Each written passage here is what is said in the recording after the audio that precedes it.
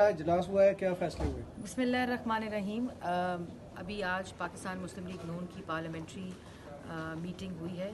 तमाम मेंबरान यहाँ मौजूद थे और सीनियर क़यादत ने इसकी सदारत की है, जिसके अंदर सबसे पहले मोहम्मद नवाज शरीफ साहब का जो हालिया फ़ैसला आया है उस पर बात हुई हम, और ये कहा गया कैटेगोरिकली कि अदालती फ़ैसलों का एहतराम करते हैं, अदालत का एहतराम करते हैं, लेकिन इस फ़ैसले के ऊपर मायूसी हुई है क्योंकि जो 5 इंडिपेंडेंट बोर्ड्स थे हुकूमत के अपने, उनकी अपनी रिकमेंडेशंस थी। जो आखिरी रिपोर्ट जिना हॉस्पिटल की आई उसको पेश किया गया अदालत के अंदर, और उसके अंदर वाज़ह तौर पर ये लिखा था कि मियाँ साहब की जो मेडिकल कंडीशन है वो हार्डशिप के ज़मरे में आती है और फौरी तौर पे उनको ऐसी जगह के ऊपर ले जाया जाए जहाँ उनका फौरी तौर पे मुकम्मल ट्रीटमेंट शुरू किया जाए।